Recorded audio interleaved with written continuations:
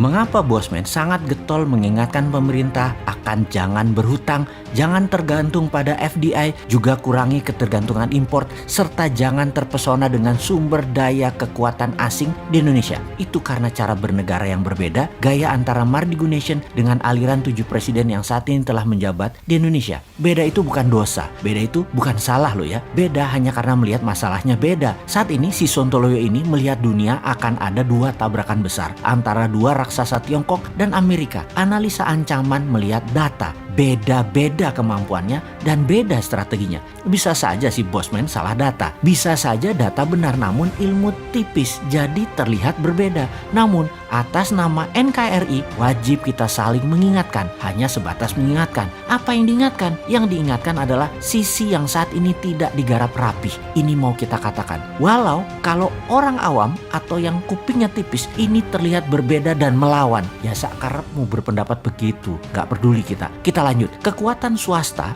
dan bottom of pyramid adalah ciri bernegara ala Mardigu Nation. Gaya bernegaranya nanti akan sangat ofensif permainannya. Model tentara Belanda melindungi VOC. Model pemerintah Tiongkok melindungi BUMN-nya di luar negeri. Model Amerika melindungi swastanya mengkoloni negara lain, menyedot sumber daya alamnya negara lain. Namun nanti New Mind yang berkuasa di Indonesia bukan memprotek swasta besar, tapi membuat UKM bottom of pyramid yang menyerang ke luar negeri dengan perlindungan negara. Swasta besarnya juga dilindungi, tapi pokoknya yang di luar negeri, negara, tentara ikut main melindungi mereka. Mempengaruhi kebijakan negara lain itu ditarget. ASEAN bakal dimainkan. Swasta Indonesia besar kecil bakal menjadi pahlawan devisa. 14 negara Selatan Asia Pasifik pasti kita mainkan, dalam tanda petik ya mainkannya. Ini harus menguntungkan Indonesia. BUMN sebelum dikurangi menjadi hanya yang strategis dan vital akan membangun Indonesia di wilayah remote atau pinggiran. Akan membangun 10 juta rumah tinggal murah sehat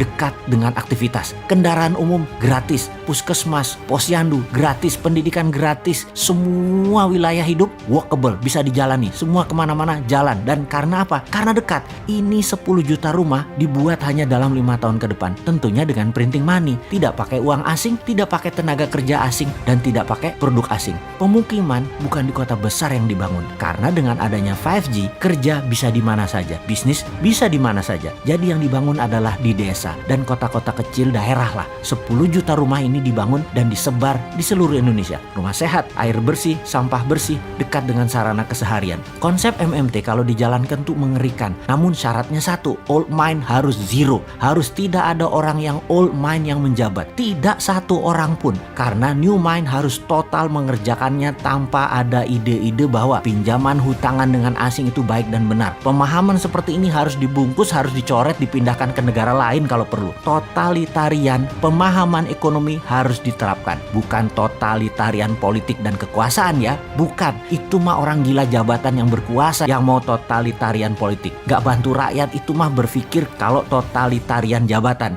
Ini yang kita bicarakan adalah totalitarian model ekonomi. Oke, gini deh. Kita mempunyai Forza Panarata 2045. Forza Panarata adalah nawacitanya Mardigu Nation. Salah satunya akan membuat GDP per kapita 10.000, akan membangun 10 juta rumah tinggal, akan menjadikan dolar di bawah 10.000 rupiah dalam waktu 5 tahun ke depan. Di tahun 2045, di zaman Indonesia emas akan mencapai 100.000 dolar per kapita GDP-nya dan atau naik 1000% dalam waktu 25 tahun ke depan. Perlu diingat, New Mind pasti akan melawan Amerika, akan melawan Tiongkok, namun dengan cara elegan. Kekuatan tawar kita mainkan dulu dengan SWF sesungguhnya, yaitu menggunakan aset sumber daya alam dijadikan alat tekan dengan mengendalikan urat nadi jalur maritim dunia yang lewat Indonesia harus dikuasai penuh Indonesia. Armada laut kita akan dibangun dalam 5 tahun ke depan. Armada penangkapan ikan, armada perang laut atau naval warfare disiapkan, radar dan satelit semua disiapkan. Mencatat peta seabed bawah laut nasional disiapkan. Alki laut dikontrol penuh oleh tower-towernya Indonesia. Setiap kapal lewat di perairan internasional di tengah Indonesia harus bayar asuransi. Ini harusnya Menteri Pertahanan yang sekarang nih mikir beginian. Tapi nggak apa-apa deh kalau nggak mikir, nggak apa-apa. Biar aja nanti Mardigu Nation yang berpikir untuk mengingatkan kaum new mind generasi digital nantinya ketika mereka berkuasa. Sekali lagi, yang sekarang ketuaan dan kuno berpikirnya, biarin aja deh.